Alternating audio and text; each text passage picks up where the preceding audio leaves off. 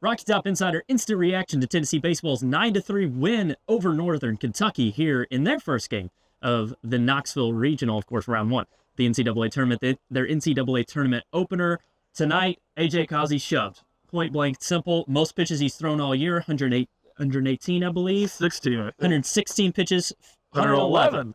They're both wrong. We don't know ball.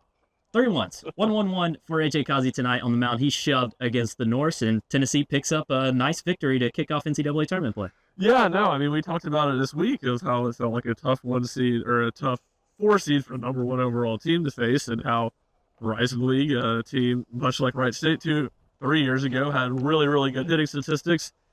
And that's kind of felt it had early in the game a little bit of Wright State vibes. Home run on the first bat of the game. Double to follow that up, and then, Tennessee had to go to AJ Causey earlier than they would have liked with, I guess, at a 2-2 count with 1 out in the first inning, but, Causey shut all that down. He was fantastic from there. I thought probably his best relief outing of the year. It was 6 2/3, the most innings he's thrown in a relief outing, 9 strikeouts, the most strikeouts he had in a relief outing, gives up the 2 runs, solo home run, and the triple and RBI ground out. It just never felt like he was in trouble the entire night.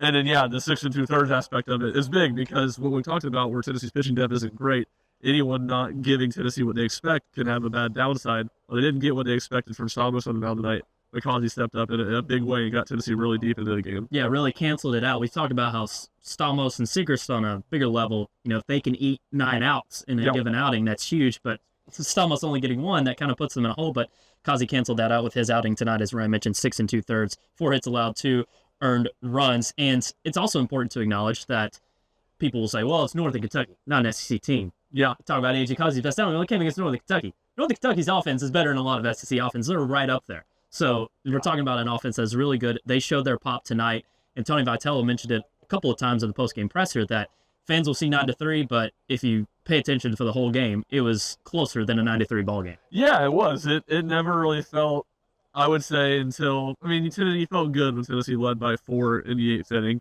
but still in that grand slam range. It didn't feel no doubt over until Dylan Driley getting that home run. And, even it got to 3 runs, I guess, in what was the 7th inning. The 7th inning, and Hunter Inslee answered with a solo home run. That felt like a really big home run, just not let it get too close. And Tennessee did a good job of, it was kind of a slow burn offensively after they fell behind 1-0 in the first inning, 1 run in the second, 2 in the third, 3 in the fourth. It wasn't one big inning, but it never felt like the game was over. And I think Tony Vitello was right. This is a Northern Kentucky team. You knew how dangerous they were. It wasn't going to take anything crazy for them to make the game real tight. I think a big storyline over the last 2 Tennessee baseball games is Billy Amick's coming back a little bit after a long slump for Amick. He's had back-to-back games with a 3-run homer. Granted, he's not just scorching it every AB, but he is making a much better contact. Obviously, he has 2 big homers in the last 2 games. His approach is looking a lot better at this point. Yeah, Tony Vitello said to us earlier this week that, they joke, the coaches being, that it feels like Amick leads the team and balls at 100 miles per hour for outs. And then his first at bat tonight, he hit one like 106 off the bat right center fielder for an out. So it was good. And then, it was also 3-run homers the big when you think about it. That's kind of what opened up the game for Tennessee. But it looked like in the 8th inning, Tennessee wasn't going to get anything. Christian Moore, Blake Burke don't do anything. Billy Amick, of course, a really nice at bat, leads to a walk. Sets up that Dylan Driley home run that I just mentioned, felt like kind of put the game away. So just a productive night for him. And it definitely feels like you got to have that. It felt like he kind of broke out in the SEC Tournament championship game, but you still wondered, all right, is there going to be any lingering effects? It feels like Billy Amick is back to being the guy he's been all year. Dylan Driley hit 125 in Hoover. Had a tough week down at the SEC tournament. Tonight, 3 for 5 at the plate. Had the laser to the Tennessee bullpen over here for a 2-run shot late in the game. Dylan Driley was was just really great at the plate tonight. Yeah, really. Tennessee's whole 1 through 6 guys were all really, really good at the plate. And then it's 7 through 9 were not very productive. I think maybe 1 hit and then a RBI sac fly in the second inning from Dean Curley for that group. So you're right. And I think every guy 1 through 6, you can talk about having a good night. Driley certainly felt like he hit the ball hard every single at bat, had really good at bats. But so did Hunter Inslee, so did Kavaris Tears.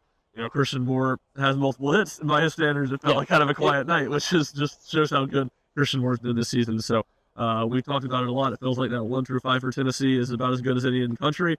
Obviously, the lineup's moved around a little bit. Hunter Inslee's now in the 5 spot, and Hunter Inslee's been really good the last month. You just have to feel, I think, really good about Tennessee's 1 through 6 right now.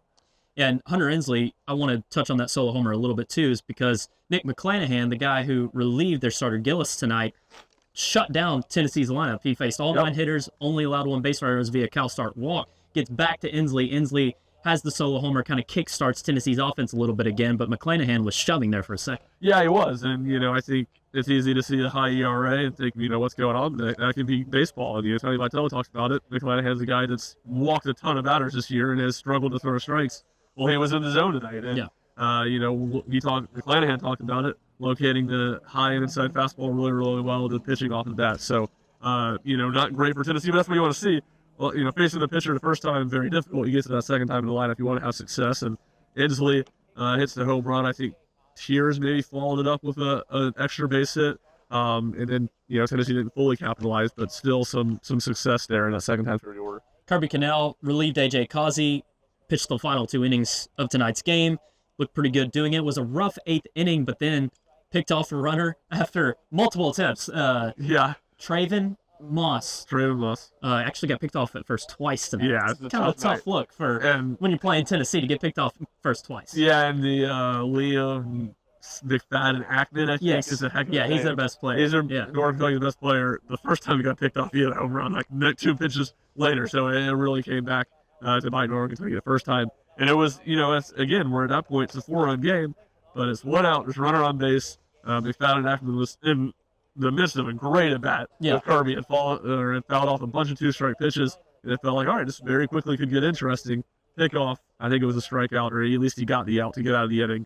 It was a backwards case. Looking. So big-time stuff there from Kirby Cannell, and, I feel like these Tennessee pitchers have been really good this year getting pickoffs. Tennessee will play Indiana tomorrow night at 6 p.m. Eastern time here in Lindsey Nelson Stadium. Indiana picking up a 10-4 win over Southern Miss, a little bit of an upset earlier today in Knoxville. What are you kind of expecting from Tennessee tomorrow against the Hoosiers? Yeah, I think it's a game where you come in this weekend, you feel like Drew B is one of the most important players for Tennessee, and it's because of this game. He's going to face a really good lineup in Indiana, probably a better one than if they would have faced Southern Miss. And an Indiana lineup is healthy, and, being a lot of this stuff this time of year when it's warm and the ball travels out, it can be trouble. So Tennessee's going to need him to be sharp.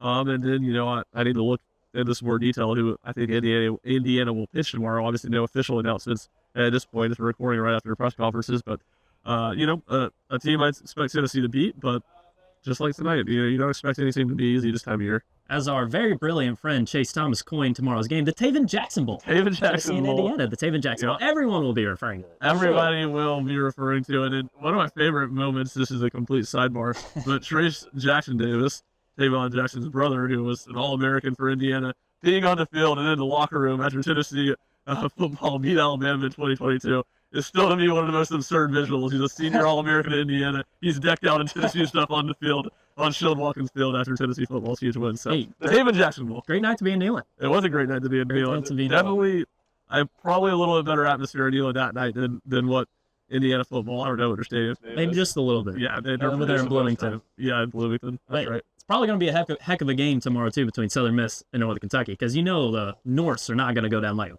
No, and it'll be interesting because, we talked about it on our preview podcast. Those are the 2 teams that were on different ends of the spectrum entering this weekend. Oregon, Kentucky, great offense, not a ton of pitching. Southern Miss, a lot of pitching. Obviously, their ace, Billy Oldham, got roughed out today by Indiana.